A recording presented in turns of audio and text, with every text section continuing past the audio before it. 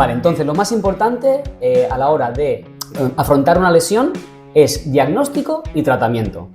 Y ese tratamiento nunca va a ser pasivo, nunca va a ser estático. Si no se puede hacer una carrera, pues es más importante tu salud y que tú te recuperes bien de esa lesión que no ir a una carrera, jugarte tu salud, no poder ir a trabajar el lunes del día siguiente y a lo mejor estar 3 meses sin correr. ¿Qué prefieres, estar una semana o 2 o estar 3 meses?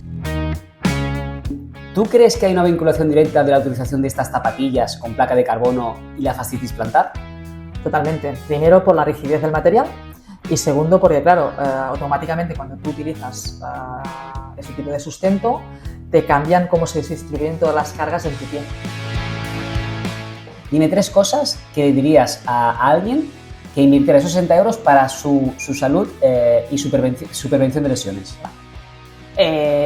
Yo lo primero que haría, o sea, te voy a poner el ejemplo de que un mes invierta una cosa y en otro mes invierta en la otra. Venga, para mí la principal y la del primer paso, la de yo que me quiero poner a hacer, pues me quiero poner a correr. Vale, pues lo primero que tengo es que llamar a la puerta de hola Jordi, necesito un programa de entrenamiento. Como frase, como lapidaria, gastar más no es invertir mejor. Bienvenidos, bienvenidas a Trote Cochinero, el podcast donde le quitamos el humo al entrenamiento del corredor amateur. Si corres por montaña o asfalto haciendo malabares con tu trabajo y tu vida diaria, quédate. Aquí nos sentamos con profesionales de la salud y el deporte para traerte ciencia y evidencia, pero sin palabras raras. El objetivo es simple, que entrenes con cabeza, mejores sin romperte y disfrutes cada kilómetro. Soy Jordi y esto es Trote Cochinero. ¡Empezamos! Bienvenidos, bienvenidas al segundo episodio de Trote Cochinero, podcast para el corredor amateur. El primer episodio, la verdad es que hemos recibido feedbacks muy positivos y eso nos motiva y nos ayuda para seguir adelante y para ayudaros en todo lo posible. Hoy tenemos un episodio de lujo. Nos acompaña Betty Orden, que es fisioterapeuta deportiva con mucha experiencia, pero que aparte es mi fisio personal y yo creo que también mi amiga. Es una profesional excelente y creo que nos puede dar muchísima luz a todas aquellas consultas que tenemos de nuestros troteros y troteras. Betty, bienvenida. A mí me gusta que vosotros os presentéis. Cuentas un poquito quién eres, cómo te decantaste por la fisioterapia deportiva, qué haces actualmente. Explícanos un poquito tu vida laboral y cómo has llegado a este punto. Bueno, ya con esta presentación, gracias Jordi, ha sido un honor el poder participar en este podcast. Cuando me lo comentaste, pues enseguida me parece una idea genial y la verdad es que estoy muy contenta de estar aquí delante tuyo. Y nada, pues Betty Orden, ¿quién es? ¿Somos amigos o no? Bueno, cuando te clavo las agujas no me dices lo mismo, ¿eh? Aquí queda todo muy bonito. Vale, somos amigos, va. Por supuesto. Y nada, pues Betty hace 20 años que acabó, más de 20 años ya que acabó la carrera de fisioterapia. Es verdad que yo en ese momento pues jugaba baloncesto y una de mis pasiones era esa, ¿no? Y el ámbito deportivo porque siempre me ha gustado mucho. Y como ya veía que a baloncesto no me iba a dedicar, pues busqué una disciplina que pudiera pues cazar las dos cosas, ¿no? Y la verdad es que siempre soñaba, ¿no? Cuando veía los partidos de baloncesto de equipos profesionales, cómo podía ser de trabajar en ellos. Y mira, finalmente llegó. Pues como ya sabéis o tú sabes, ¿no? He estado pues 12 años ligada a la disciplina de 5x5, en la cual he estado 12 años trabajando en Básquet Girona. A nivel de federación de selección española, pues he estado 8 años con esta disciplina. Y bueno, ahora últimos años, he estado con la disciplina un poco más nueva e innovadora, que es el 3x3, con la cual participamos en París de las Olimpiadas y ahí tuvimos una medalla de plata. También he estado pues combinando el hecho de trabajar en el ámbito deportivo pues con el ámbito clínico. He estado muchos años trabajando en centros de referencia de fisioterapia deportiva, rehabilitación y readaptación. Y actualmente, pues hace 3 años, abrí mi propio proyecto, ¿no? Emprendí. Muy bien. Emprendí en este país, ¿eh? Sí, no es fácil. Ya lo sabes tú también, sí. Pero estoy muy contenta, muy orgullosa de cómo ha ido pues todo este proceso, este aprendizaje, porque al final estas conversas las hemos tenido mucho, ¿no? Tú y yo cuando hemos estado en camilla, ¿no? De cómo es de pasar de ser un profesional de tu ámbito, tú en tu caso la preparación física, yo en la mía de fisioterapeuta, a ya ser un empresario, aunque no nos guste mucho esa palabra, ¿no? Pero al final es así. Muy bien, pues como siempre tengo diferentes secciones preparadas. Vamos por la primera. Hago un poquito de introducción, ¿vale? Bueno, yo como entrenador lo más importante es controlar las cargas de entrenamiento de mis atletas para que no se lesionen, o por lo menos lo menos posible, porque también les inculco que las lesiones, un día u otro en un deportista, siempre llegan, porque forma parte del juego y no debemos pensar que nunca nos pasará. Ojalá que sea así. Por ejemplo, tú me llevas a mí, tú eres mi fisio, tú eres quien me clava las agujas, ¿vale? Y, por ejemplo, estas navidades, pues después de un periodo transitorio, pues empecé otra vez a entrenar, tuve problemas con contracturas muy fuertes en los gemelos, luego una rotura en el isquio, bueno, y con esto quiero llegar al punto de que la primera pregunta es, ¿qué es lo más importante para afrontar una lesión? Y hablo de lesiones relativamente fáciles, una tendinopatía, una pequeña torcedura, una rotura fibrilar, qué acciones y cómo afrontar esos momentos, sobre todo a nivel emocional. ¿Qué tiene que hacer ese deportista amateur cuando le pasa eso?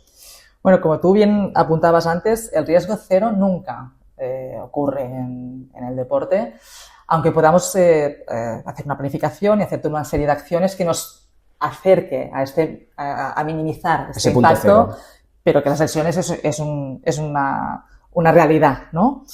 Y lo primero que tenemos que hacer es, como tú decías, ir al enfoque emocional, ¿no? Porque al final, lo que decíamos, la lesión es un parón, pero es que es parte también de todo el proceso y del entrenamiento. Pueden aparecer, ¿no? A partir de aquí, pues es verdad que tú apuntabas a lesiones que son de poca durada o poca durabilidad, en la que el deportista está fuera de lo que es su ámbito pues, o competitivo de entrenamiento al 100%. Y lo que tenemos que hacer es, pues, primero que entienda el corredor cuál es la realidad de lo que le está pasando. O sea, si tú no entiendes lo que le está pasando, primero de todo, no vas a entender cuáles van a ser los procesos los cuales van a tener que llegar. Pues por eso, en un primer momento, un primer diagnóstico fiable y acertado es lo más, evidentemente, pues, importante. Y que el trotador, ¿no? En este aspecto el corredor, pues tenga esa pues, confianza en ti de que estás acertando a ponerle nombre y apellido a esa lesión y después a ponerle un recorrido y un guión de trabajo. Vale, entonces lo más importante a la hora de afrontar una lesión es diagnóstico y tratamiento. Y ese tratamiento nunca va a ser pasivo, nunca va a ser estático. Ese tratamiento tiene que ser, evidentemente, por mi parte, a nivel de médico o de fisioterapeuta o de readaptador, pero después siempre va a haber una adaptación del trabajo. O sea, ese paciente nunca va a estar parado. Lo que tenemos que es adaptar el trabajo y de esa manera también abrirle la mente a esa ansiedad frente de una lesión de es que tengo que parar de hacer todo. No, podemos hacer cosas, pero adaptadas. Yo aquí me encuentro un problema como entrenador, es un tema más emocional de la gente. Yo que me dedico pues al trail y mis corredores son de trail, o de trail o alguno de asfalto. Como he dicho antes, las lesiones forman parte del juego. Una sobrecarga, que tengas que estar 2 semanas parado, un edema por una caída, que tengas que estar 2 o 3 meses parado. Parado entre comillas, ¿vale? Lo que quiero decir es que cuando yo, por ejemplo, intento que ellos hagan un trabajo alternativo pues, de bici de carretera, porque no tiene impacto, de elíptica, de natación, de fuerza reforzando partes que a lo mejor sí que podemos trabajar, o haciendo incidencia, por ejemplo, en el core, si estás jodido de la parte del tronco inferior, se sienten que no están entrenando igual. Tienen esa sensación de decir, hostia, ya, pero es que no estoy corriendo. Ya, pero fisiológicamente tú estás trabajando una base aeróbica, estamos trabajando unos umbrales. Seguramente el principio de decir, hostia, es que si no corro voy a perder forma en ese sentido. Ya, seguramente pues cuando vuelvas a correr te sentirás un poco más pesado, pero tu nivel fisiológico y tu musculatura seguirá trabajando, tu nivel de físico seguirá más o menos igual. Pero ese punto de esa sensación de culpabilidad, ¿tú te la encuentras en la consulta? Totalmente. Y eso es lo que nos hace caer muchas veces en el abismo. Es decir, como quiero acortar procesos porque estoy ansioso por volver cuanto antes, porque hoy lo queremos todo ya, queremos rapidez, queremos soluciones, queremos magia. Eso no existe. Yo siempre, lo que decía, para que entienda bien, ¿no? el corredor en este caso, hay unos procesos biológicos que, oye, los tiene Messi, o los tiene Kipchoge, ¿no? O los tiene todo Juan Muñoz, que lo tengo sentado en la camilla. Usted tiene una lesión muscular, esto va a tardar unos tiempos por regeneración, más o menos, lo que se viene estipulando, van a ser aprox, siempre tenemos que decir el aprox porque cada cuerpo es diferente y por eso siempre me gusta mucho inculcar que cada tratamiento es específico y cada proceso es específico e individualizado en todo lo que nos vamos encontrando, ¿no? Súper importante el tener esa confianza que decíamos antes en ti, que eres el que está pues manejando pues todo este proceso de vuelta, ¿no? El return to play, ¿no? Que llamamos nosotros, ¿no? De la vuelta a la carga, que confíen en que es así, si sigue los pasos va a salir bien, aunque así no tengamos un 100% de certeza, está claro, no somos magos, que decía antes, pero que le den valor a que pueden seguir haciendo deporte, pero lo único es que se tiene que adaptar, porque hay un proceso pues, que tenemos que respetar y llegar a buen puerto si queremos que todo salga bien después. Y yo muchas veces lo digo, si no se puede hacer una carrera, pues es más importante tu salud y que tú te recuperes bien de esa lesión que no ir a una carrera, jugarte tu salud, no poder ir a trabajar el lunes del día siguiente y a lo mejor estar 3 meses sin correr. ¿Qué prefieres, estar 1 semana o 2 o estar 3 meses? O sea, al final la gente no entiende cuál es su lugar. Yo creo que a veces hay que entender, hostia, soy un corredor popular, que me gano la vida trabajando 8 horas en un despacho o en una fábrica, que tengo mi mujer, tengo mis hijos y tengo que estar bien.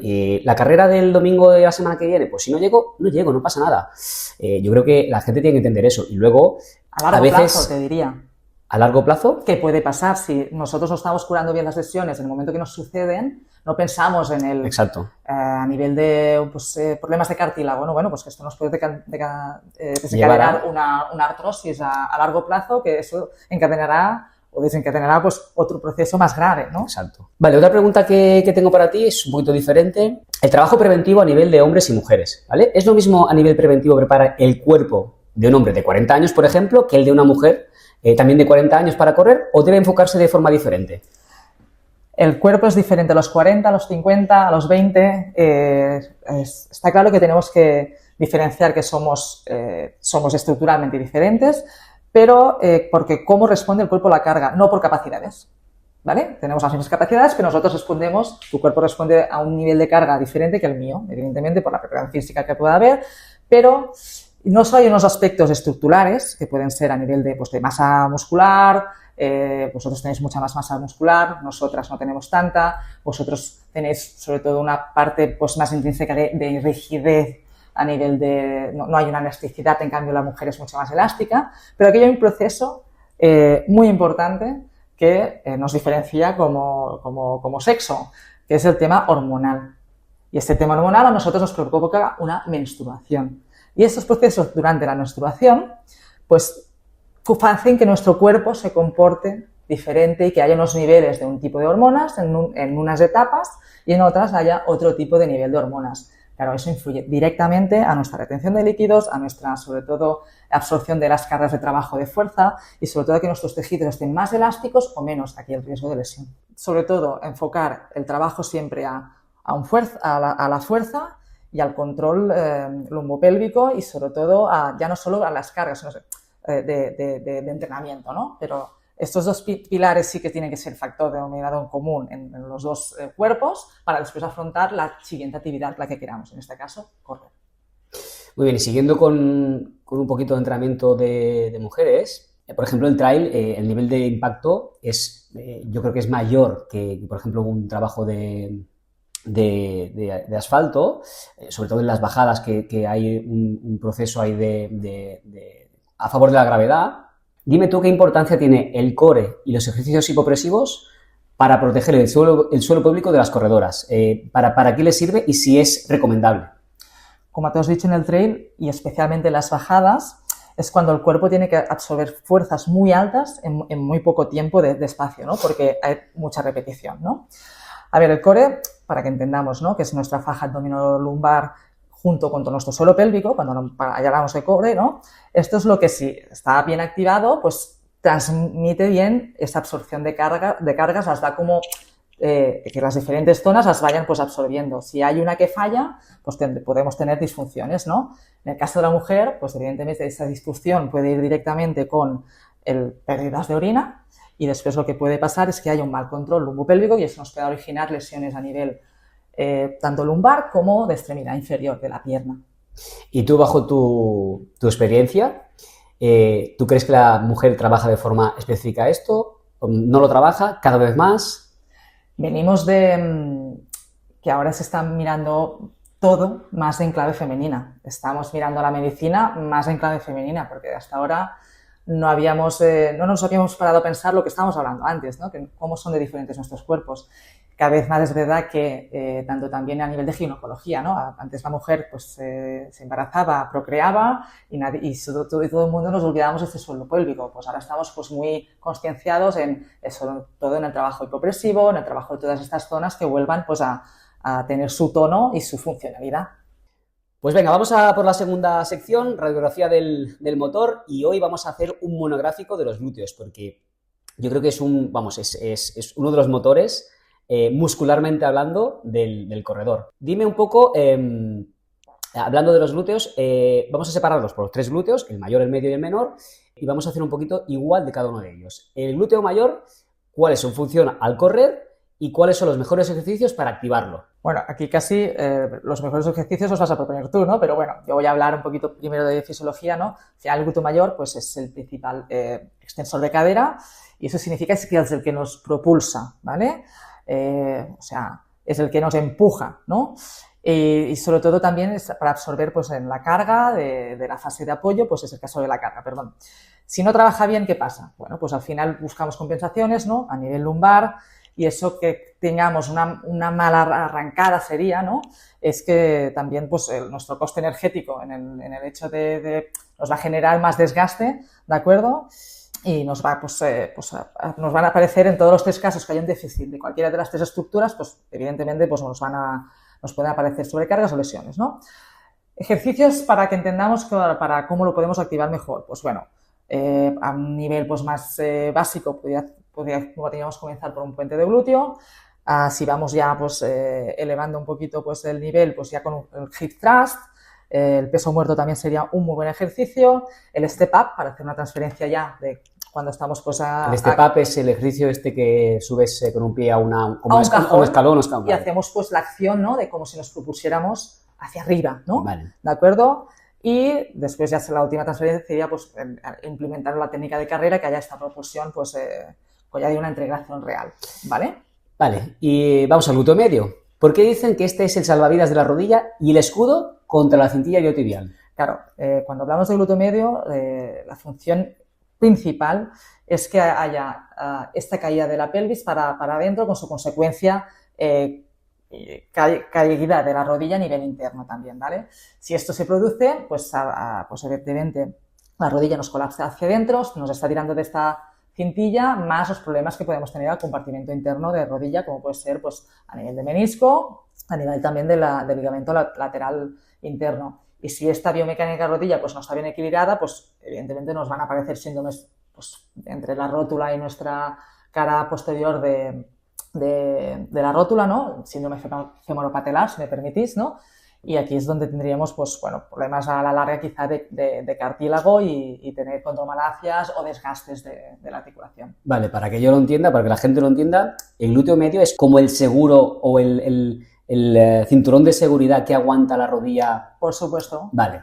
El hermano mayor del cinturón, porque después vamos a ver el hermano menor, que es el glúteo menor. Vale. También es un músculo muy estabilizador a nivel pélvico. Para trabajar el glúteo medio, ¿qué nos recomiendas? Sobre todo lo que sean ejercicios monopodales, ¿vale? Monopodales. Monopodales, vale. Lo que puede ser un single squat, o sea, una sentadilla a una pierna que lo podríamos hacer con una hip pues apoyada, todo lo que puede ser los lunge búlgaros, ¿no? Las búlgaras, todo lo que puedan ser pues también el peso muerto pues, a una pierna. Lo que pueda ser también trabajo con gomas, por ejemplo, unos clamshells, ¿no? Que sería, sí. ¿no?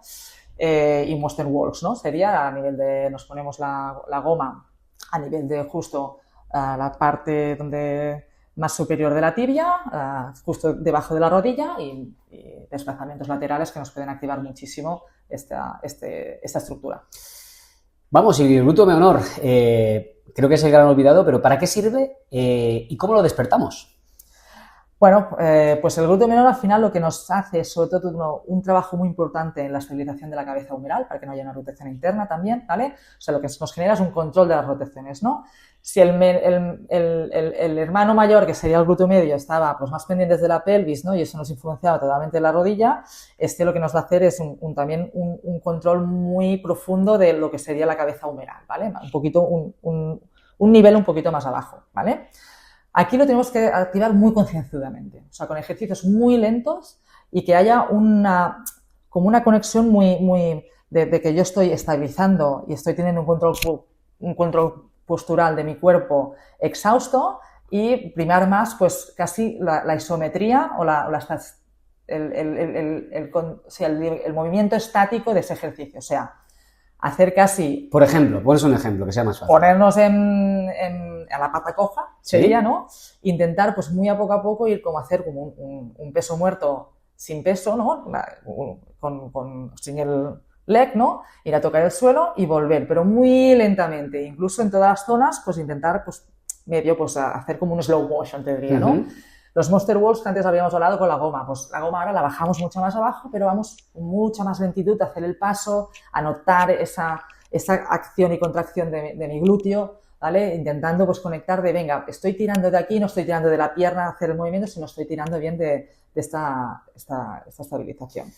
Vale, otra pregunta que nos hicieron es la anamnesis glútea, ¿sí? Es, esas personas que están muchas horas sentadas en un despacho y tal, que se les adormece el glúteo. ¿Por qué ocurre tanto esto hoy en día? ¿Cuál es la causa? Bueno, al final pasamos muchas horas sentados o muchas horas, mucha tipología de trabajo que es de oficina y hay muy poca transferencia en tu jornada laboral de que te tengas que levantar para algo, sino que estás hiperpresionando siempre la misma estructura y pueden no solo los glúteos, sino que baje por la cara posterior de la pierna pues esa sensación de hormigueo, ¿no? Y aquí lo que tenemos que hacer es, primero, una pauta de intentar, yo siempre digo a mis pacientes, ¿no? A veces que también tienen pues, muchos problemas de espalda, ¿no? Poner alarmas, intentar poner como alguien que nos esté diciendo, muévete, ahora es tu momento de, venga, hacer como unos pequeños movimientos en los que pueda trabajar pues un poquito la movilidad, un poquito la elasticidad a nivel muscular y después también hay otro de los factores que puede influir es evidentemente la mancanza de tener una buena tonicidad a nivel glútea que nos proteja la estructura que estamos presionando. Muy bien, tercera sección, vamos al detector de humo. Voy a hacerte ¿Cómo huele? unas preguntas que mucha gente hace diferentes acciones y quiero saber, o creo la audiencia quiere saber, si realmente sirven o no sirven y para qué sirven, ¿vale? Vamos por una cosa que se ha puesto muy de moda, que son los baños de hielo post tirada larga. Es aquello de meternos en agua con hielo, vamos, a menos 30 grados y que en principio ayuda a recuperar o nos frena las adaptaciones, o no nos frena, perdón, las adaptaciones al entrenamiento. ¿Qué me dices de esto? ¿Tiene evidencia? ¿Nos sirve o no nos sirve? Claro, aquí ¿qué encontramos? Que a nivel fisiológico está claro que nos reduce la inflamación. Pero hay mucha gente pro inflamación de dejar que el cuerpo se produzca esta inflamación porque es parte del proceso adaptativo. ¿Esto qué significa? Esto qué significa que el entrenamiento que has realizado, pues que lo absorbas de la mejor manera, bueno, que tu cuerpo pues absorba esa carga, esa fuerza, ese rendimiento que le has dado para mejorar, ¿vale?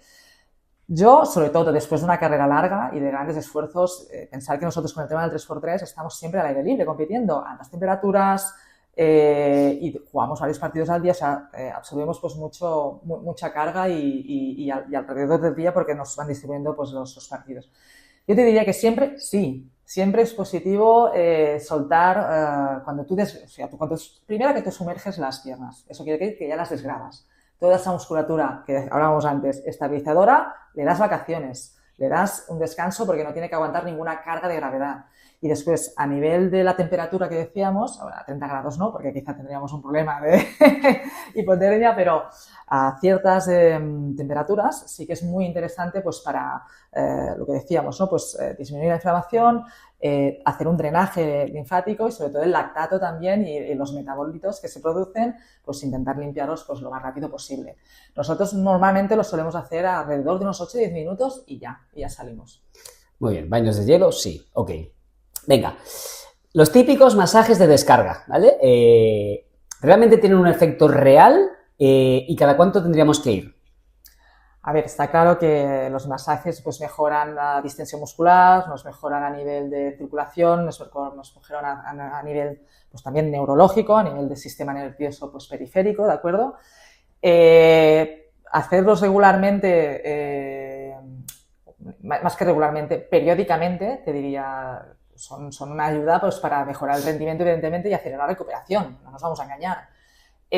¿Con qué periodicidad? Pues bueno, cada uno va conociendo su cuerpo y sabe cuándo pues va más pillado y precisa de decir, tengo que ir a soltar patas porque es que no puedo más. Tampoco tenemos que llegar a ese momento. A mí me gusta mucho la pedagogía de decir, el primer día que venís aquí, que venís a mi casa, si venís al mecánico, muy bien, porque pues, vamos a arreglar el estropajo, ¿no? El estropijo que hay, ¿no? Pero lo que tenemos que hacer son esas ITVs, estas revisiones de vez en cuando para mantener.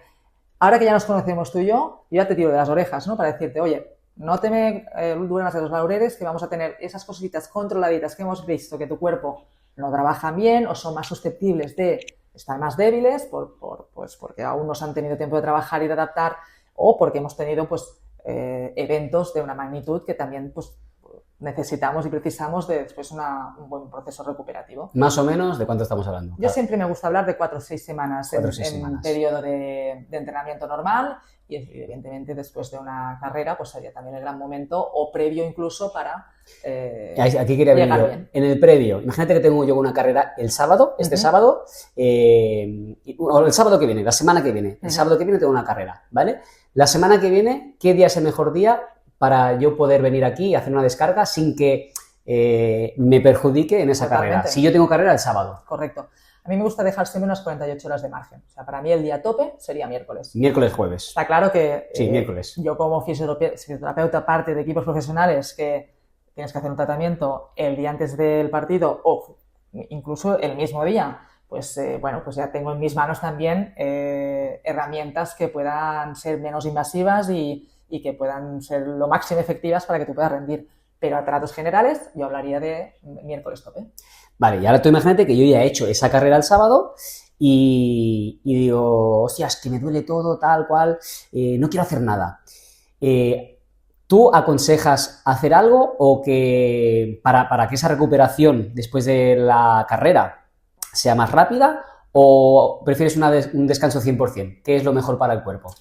Bueno, a veces a veces no. La recuperación activa siempre es nuestro mejor aliado. O sea, nunca lo mejor que podemos hacer es tirarnos 2 o 3 días de sofá y esperar que vamos a mejorar. Al revés. O sea, al final hemos demostrado que 48 horas después de un gran esfuerzo, si no hemos hecho alguna medida recuperativa, aún vamos a estar mucho peor porque es cuando nos van a aparecer esas míticas agujetas posteriores al ejercicio, ¿no? Siempre podemos hacer acciones, desde mínimamente acciones como pasar un roller, a poneros un poquito de hielo en esa zona que quizá nos hayamos pues, resentido de alguna molestia, sobre todo en las primeras 48 horas, estoy hablando, ¿de acuerdo? A trotar con cargas muy suaves o incluso una bici o una elíptica o irme a dar un par de largos a la piscina y hacer la aspirina ese día. Con lo cual, recuperación activa, sí. Siempre. Perfecto. Y vamos aquí a una pregunta un poco controvertida que últimamente, que al final yo me encuentro que hay mucho corredor amateur que quiere copiar a un corredor pro y se compra las típicas zapatillas con placa de carbono, ¿vale? ¿Tú crees que hay una vinculación directa de la utilización de estas zapatillas con placa de carbono y la fascitis plantar? Totalmente. Primero, por la rigidez del material. Y segundo, porque claro, automáticamente cuando tú utilizas ese tipo de sustento, te cambian cómo se distribuyen todas las cargas en tu pie. Comienzan a trabajar diferentes tus pies y claro, puedes dar un estrés al que no están acostumbrados o una manera de trabajo que le puede pues, producir esta dolencia. No solo en las fascias, sino también puede aumentar mucho el estrés en gemelos y el sóleo. Claro, si esta adaptación no se hace bien, es como todo, al final cuando tú pruebas unas plantillas también nuevas, ¿no? Como si no te vas familiarizando con ellas, pues es un tipo de material que puede generar pues más incomodidad que beneficio.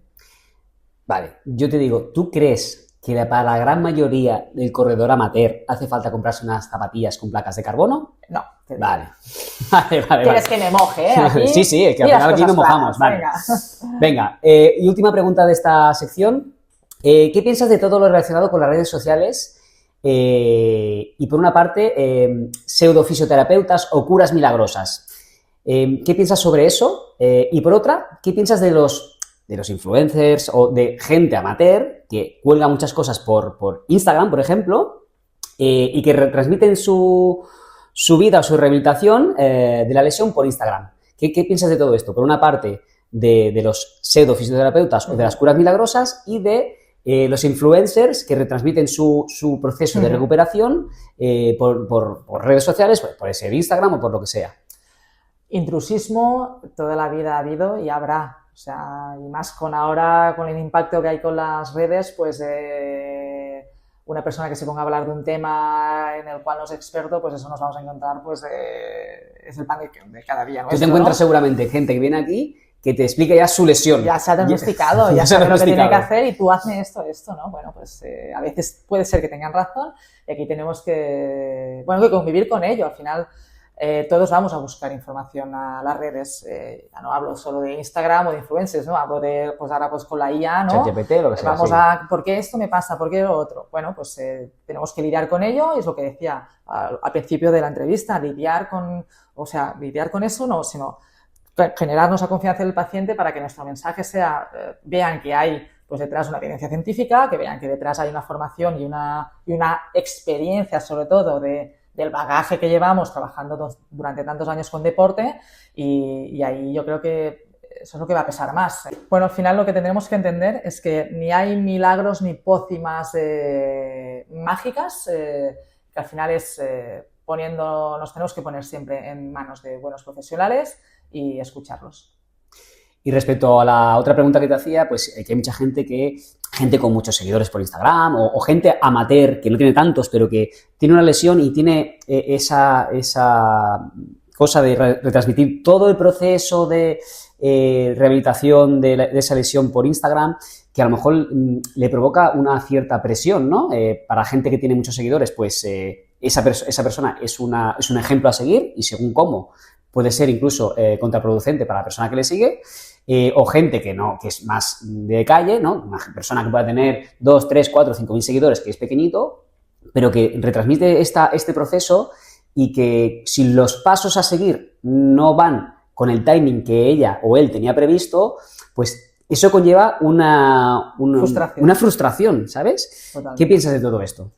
Bueno, como tú has dicho, hay dos peligros, que los has dicho muy bien, ¿eh? El primero es la presión que le puede provocar a la persona que está pues, en ese proceso, de que como tiene que demostrar que todo proceso va bien, cuando esta no es la realidad. No quiere decir, o sea, no todo proceso sigue a veces los parámetros con los cuales medimos y auguramos que esa lesión se puede recuperar. Al final todos sabemos que hay gente que tarda 1 mes o 2 y hay otra gente que tardará 3 o 4. Lo importante es lo que decíamos, la salud. El objetivo es la salud. Eso es una frase de puta madre. El objetivo es la salud. Y después ya nos ocuparemos de cómo promover esta salud a través del deporte. Porque lo que no podemos hacer es deporte para caer en la lesión y que a la larga nos provoque, pues, que si el objetivo es salud, no vamos a tener salud porque vamos a tener un cuerpo, pues, que vamos a tener, pues, lo que decíamos, que nos ha pasado factura el no buena recuperación de las lesiones, el desgaste que nos ha producido la actividad que hemos querido dedicar nuestro tiempo y eso nos va pues a jugar en nuestra contra y vamos a envejecer peor y con más problemas, ¿vale? Y el otro proceso, a que también tú bien apuntadas, es que sea un espejo para el que lo está consumiendo y diga, pero esta persona se ha recuperado en este espacio de tiempo, yo también. Pero es que esto nos pasa con el espejo del deporte profesional, ¿no? Yo cuando veo que, por ejemplo, Lewandowski se ha recuperado en una semana de un tobillo, de un esguince de tobillo y está jugando otra vez, no. Esa no es la realidad. Lewandowski no se ha recuperado de ese esguince de tobillo. Lewandowski está lo mejor que puede estar después de esa semana con todos los recursos que tiene y con el cuerpo que tiene Lewandowski, que no es el tuyo ni el mío, pues estará para competir, estará para ir a trabajar. Ese es su trabajo. El trabajo del deportista amateur es recuperarse en el espacio de tiempo que sea necesario, porque no tiene que haber ninguna presión, porque el objetivo tiene que ser estar bien y poder volver pues, a hacer deporte de una manera saludable. Y su vida diaria, que es lo que es importante, su vida diaria. Correcto. Vamos por la cuarta sección, el consultorio del pelotón. Las dudas que tenéis las he plasmado aquí y se las voy a preguntar a Betty a ver qué nos cuenta. La duda número 1, la periostitis, la temida periostitis tibial. ¿Por qué aparece? ¿Cómo se previene? ¿Cómo se trata? ¿Y cómo sabemos cuándo podemos volver a correr sin recaer? Primero tendremos que entender qué es una periostitis tibial. Periostio es una estructura que recubre el hueso y que cuando hay un exceso de carga, pues se puede inflamar. Eso está en la zona tibial. Bueno, pero vale. cada hueso tiene su periostio. Vale. Pero la periostitis tibial, la tibia... En el corredor es más es donde es más común, vale. ¿vale? La zona pues, de la cara anterior de la tibia o un poquito interna, podríamos... Claro, que se nos inflame esta membrana, que es muy adyacente al hueso, cuidado, porque si no se trata a tiempo podría generar degeneraciones en el hueso / una fisura. Podríamos comenzar una fisura que podría acabar en una fractura. Bueno, pues aquí lo que tenemos que hacer, lo que es más clave es, evidentemente, pues dejar, por un lado, lo primero que tenemos que hacer es el impacto y después, una vez después de su correspondiente tratamiento, pues comenzar una progresión muy exhausta de las cargas para volver a llegar a instaurar o a incorporar el impacto, porque al final es una estructura pues delicada que el hueso no recupera tan rápido como un músculo o como un tendón. Vale, tengo dos preguntas aquí. Uno, ¿por qué aparece? ¿Por qué aparece la periostitis? ¿Cuál es el motivo? ¿Exceso de impacto o porque hay un súper mal apoyo? Exceso de impacto y mal apoyo, vale. Exceso de impacto entiendo que es porque las cargas sobrepasan el nivel del deportista. Exacto. Y mal apoyo a lo mejor puede ser porque ahí necesite un estudio biomecánico para ver si la pisada es correcta o no es correcta. Y su correspondiente corrección con vale. una órtesis. Y a corto plazo, cuando tú vienes a un paciente en la consulta y tú le diagnosticas periostitis tibial, ¿cuál es el tratamiento a corto plazo? ¿Qué es lo primero que tiene que hacer? Aparte de dejar de correr, ¿cuál es el tratamiento? Podemos hacer un tratamiento específico a nivel de antiinflamación, que podría ser con una radiofrecuencia perfectamente, y lo que más nos va a ayudar, en este caso, porque es una afectación ósea, pero en todas las afectaciones óseas, como puede ser un edema óseo, por ejemplo, también, o en temas de fracturas, una magnetoterapia. Vale, y esta lesión entiendo que depende de un poquito de la magnitud de la inflamación, pero ¿es corta o larga duración? Hombre, cuando se nos ha afectado una estructura como un hueso, cuidado. Pero, a ver, si es una inflamación que la pillamos a tiempo, es que... Depende de la persona, ¿no? Claro, es que vamos a... No, depende de lo que nos vamos a tirar después, pero eso en toda lesión. O sea, lo que nos va a marcar los tiempos de recuperación es, ¿la cogemos en una fase aguda o no?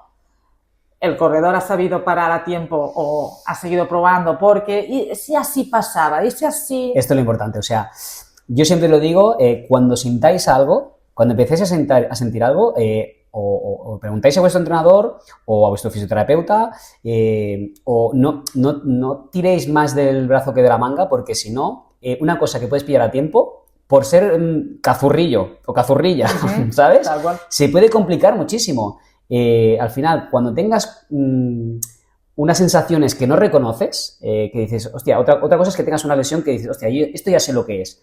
Pero si tienes unas sensaciones malas o unas... nuevas que no sabes detectar. Pues pide ayuda o consulta o lo que sea, porque pillado en una fase temprana o aguda se puede prevenir y se puede curar fácilmente, pero si no, hay gente que se tira meses con ese tipo de lesión y le conlleva a una desmotivación, a dejar el deporte, y es jodido este tipo de lesiones. No, porque aparte no solo es el hecho de ser cazurrillo, sino en el aspecto de que no me he puesto en manos antes del fisio o del prepa, o que hemos tenido esta conversa. El hecho también de enfrentarnos a un objetivo a años luz de lo que nosotros estamos acostumbrados, eso dispara las posibilidades de, evidentemente, tener una lesión y después, a posteriori, poderla recuperar, porque el estrés ha sido tan grave que cuesta mucho volver atrás.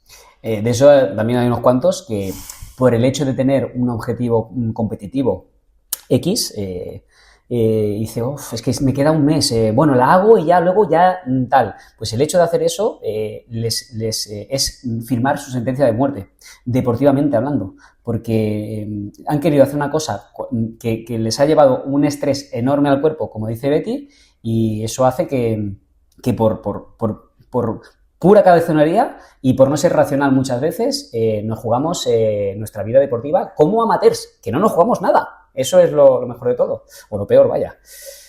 Vale, vamos a la segunda, que es la fascitis plantar, la famosa fascitis plantar. Lo mismo, ¿por qué aparece? ¿Cómo se previene? ¿Cómo se trata? Pues evidentemente, pues también por un desequilibrio de la huella o que hayan pues zonas que no estén tan bien activadas, ¿no? Como pueden ser los flexores del pie y el exceso de carga. Al final, todas las lesiones, claro, una cosa es un esguince que dices, ay, es que me he comido una roca, pero todo lo que estamos hablando son a lesiones que apuntan a que son por sobrecarga de sobreexceso, ¿vale? Para que nos entendamos, ¿vale? Pues bueno, inflamación de lo que es la planta del pie o incluso pues cuando ya las tenemos pues bastante ya también cronificadas se nos pueden pues incluso debajo del talón pues localizar mucho pues el famoso espolón, ¿no? Calcáneo que se llama, que bueno, eso ya es una clasificación que, oye, chico, eso no te ha salido de un día para otro, eso ha sido un constante pues microtraumatismo que ha ido provocando pues esa fijación de calcio y eso quiere decir que tu planta hace mucho tiempo que está trabajando mal, ¿vale? Pues aquí pues, el tratamiento sobre todo es pues, muy antiinflamatorio, con radiofrecuencia evidentemente, mucha aplicación también de hielo en fases pues, agudas y aquí sí que ya podríamos entrar pues la neuromodulación. Es una terapia que me gusta mucho. Neuromodulación. ¿Esto qué es? Explícalo. Pues cuando cojo mis agujitas que sí. y vamos pues con la ayuda ahí de un ecógrafo para hacer el abordaje. Localizamos dónde está el nervio, pinchamos nervio y dejamos la agujita allí. Pero después, ¿qué le hacemos? Pues aplicamos una corriente monofásica, como sería un TENS, para que nos entendamos. Sí, un TENS es... dentro de un Compex hay un programa de TENS que correcto, es así como... O sea, el Compex es corriente monofásica, para que nos entendamos. Perdón. O sea, un aparato de estimulación pues, de los tradicionales que conocemos, le ponemos una cierta frecuencia, una cierta intensidad y ahí ¿qué hacemos? Pues provocamos... esos cambios en el nervio. Hacemos esa neuroplasticidad, ese cambio de información que transporta el nervio. ¿Y eso qué nos produce? Pues el nervio al final, ¿qué función tiene? Transportar información motora, transportar información sensitiva. Pues en el caso motor, esa desactivación, oye, deja de mandar ahí, esté esto como una piedra, ¿no? Que baje el tono, que se relaje y a nivel sensitivo, que me duele mogollón, pues bajamos el lindar y vamos recuperando pues esas sensaciones.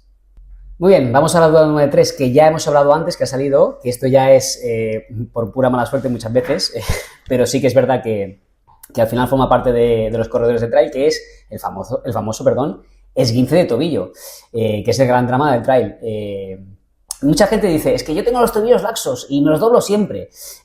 ¿Cuál es el protocolo preventivo real que hay que hacer para que esos tobillos, de alguna manera, pues aunque nos lo giremos, porque al final yo que corro trail, pues casi en cada salida me duele un poco el tobillo, pero a mí ya no me duelen, o sea, no pasa nada, es un momento, pum, y ya está. Pero hay mucha gente que una torcedura de tobillo es estar un mes o dos parados. Claro.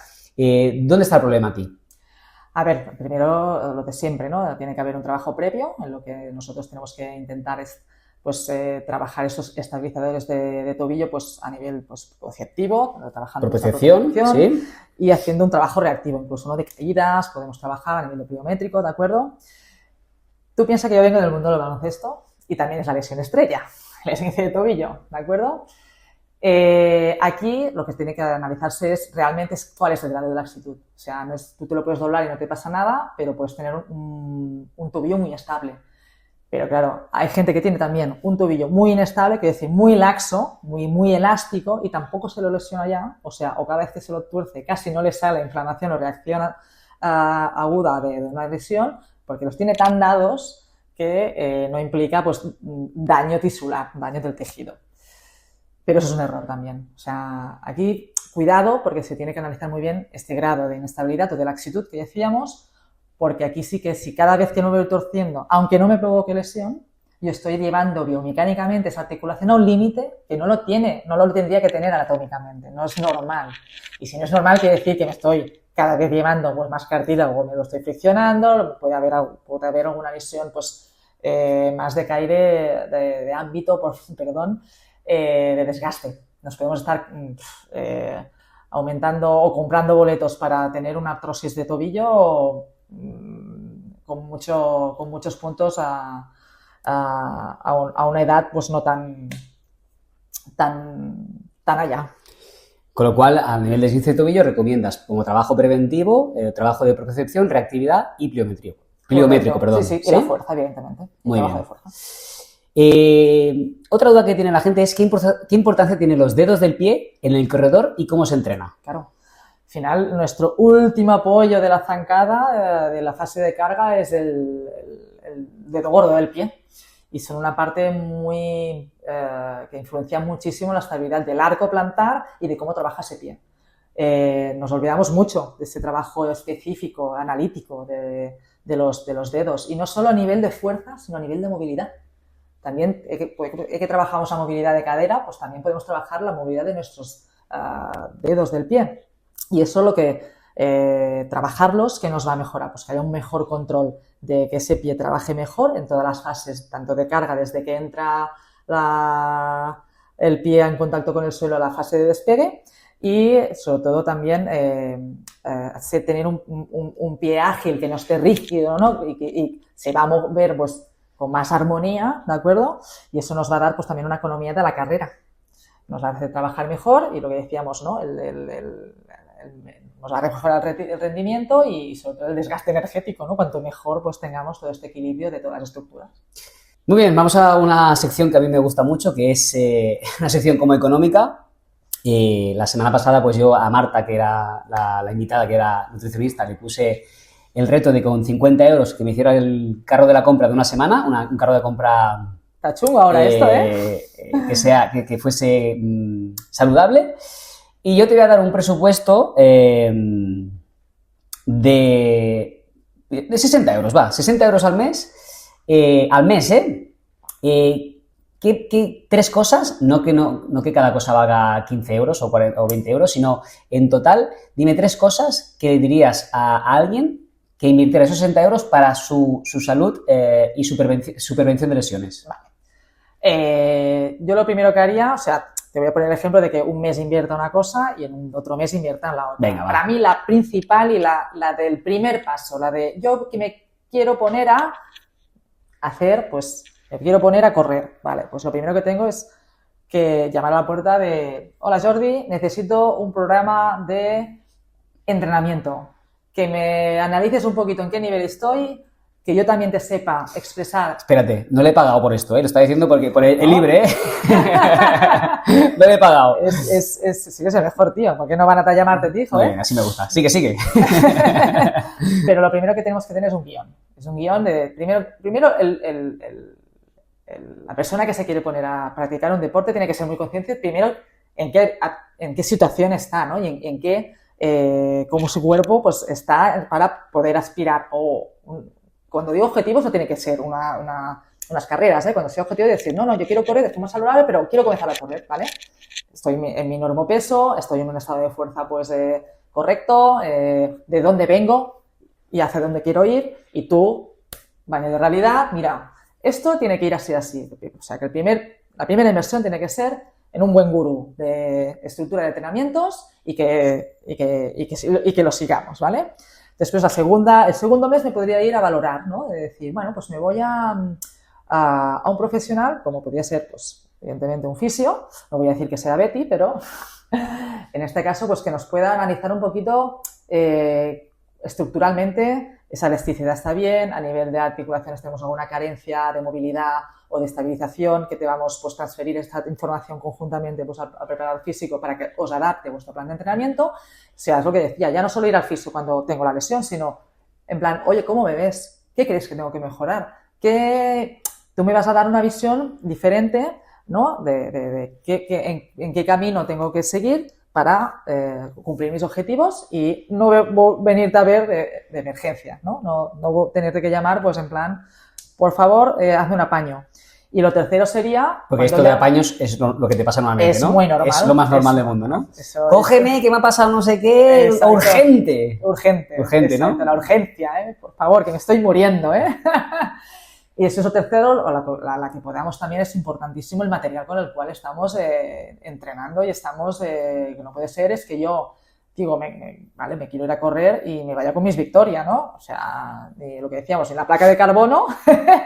ni las zapatillas, bueno, por el COVID que nos pasó, no sé si te pasó a ti, pero no, mira estas zapatillas que tenías ahí de 3 o 4 años, que las tenía medio muertas de la risa, y me las he puesto ahora para correr, y uy, me ha comenzado a doler aquí. Sí, claro, es que lo primero que tenemos que hacer es quizá... revisar el material. Con lo cual tú dirías, un buen entrenador, si soy yo, perfecto. Exacto. Una buena fisio, si eres tú, perfecta. Exacto. Y un buen material deportivo, sobre todo... Yo creo que lo más material o lo más importante es las zapatillas, que es lo que está en contacto contigo y con el suelo. ¿Y qué más? Y yo te voy a decir, ¿Qué más? como frase, como lapidaria, gastar más no es invertir mejor. ¿Gastar más? No es invertir mejor. Explícame esto. Comprarme las zapatillas de última generación de tal, me van a ir de puta madre a mí. No, esas zapatillas pueden ir muy bien a un tipo de corredor que no es el tuyo. ¿Hace falta que me gaste un pastizal en esto? O mejor, y también no vamos a comenzar por el pastizal de las zapatillas sin antes llamar a Jordi, ¿vale, chicos? Muy bien. Antepenúltima sección. Esto es una respuesta que sea como muy clara. Si tú pudieras obligar a los que nos escuchan a cambiar una sola cosa de su prevención de lesiones mañana mismo, ¿qué ajuste mínimo les daría más resultado? ¿Qué les dirías? Si haces esto, es lo justo y necesario para que tengas un buen beneficio en tu prevención de lesiones. ¿Qué les dirías? Claro, no solo es una, ¿no? Porque al final a mí me gusta decir que a nivel de entrenamiento activo, te diré que es la fuerza. Eso te lo voy a decir. Venga. Trabajo de fuerza con progresión igual a impacto directo sobre tu rendimiento. Otro highlight para el podcast. Venga, entrenamiento de fuerza objeto, es obligatorio, chicos, obligatorio. Exacto. Y el segundo, ¿hemos hablado del entrenamiento silencioso? No. Hemos hablado de ese entrenamiento, del descanso, de la hidratación y de la alimentación. Bueno, de la alimentación ya hablasteis la semana pasada. Pero es que en la alimentación de la semana pasada, que hice esta pregunta, Marta nos dijo, aunque te sorprenda, el factor número 1 para estar sanos es el descanso también. Y que estar sano significa que luego te puedes alimentar mejor y que esos alimentos que tú te alimentas los asimiles mucho mejor. O sea, ella nos dijo el descanso. Total. Muy bien. Vamos a la sección rápida que se llama 180 pulsaciones.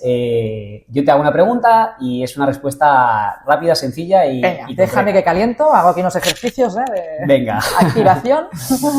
Venga, el foam roller, que es el rulo aquel de espuma, ¿es una tortura china o es una herramienta milagrosa? Es una tortura china, pero es útil.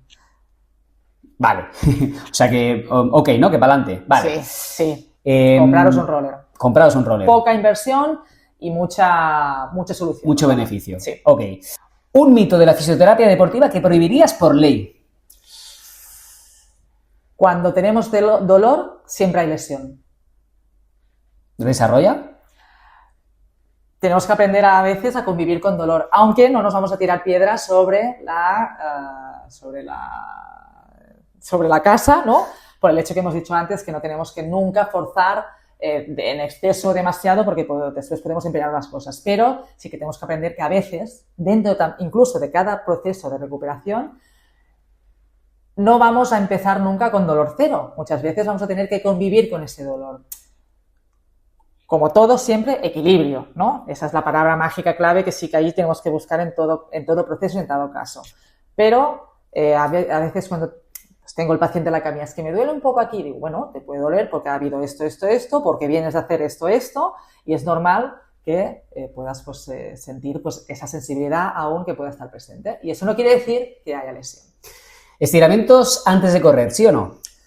Estáticos no, dinámicos sí. Vale.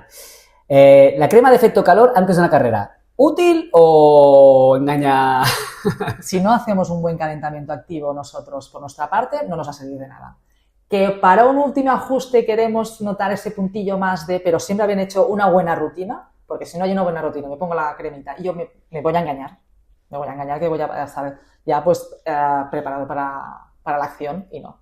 Con lo cual, enlazando dos respuestas, estiramientos dinámicos antes de correr, sí, y una buena activación. Una buena activación y, si queréis, además, una crema efecto calor para ayudar a ese calentamiento. Siguiente, pistola de masaje. ¿Es una inversión real o un juguete que coge polvo en casa? Es una muy buena inversión, pero tiene que ser de buena calidad. Si nos vamos a comprar el producto más vendido de Amazon, que es la que vale 20 euros, es como no invertir en un mal zapato. ¿Y realmente el efecto que tiene cuál es? Bueno, tiene dos tipos de aplicaciones, ¿no? Nosotros lo podríamos poner antes de una carrera, incluso también para activarnos, para conseguir que pues, nos estimular el flujo sanguíneo, estimular un poquito pues, ese músculo que está un poco rígido pues, para elastificarlo un poquito.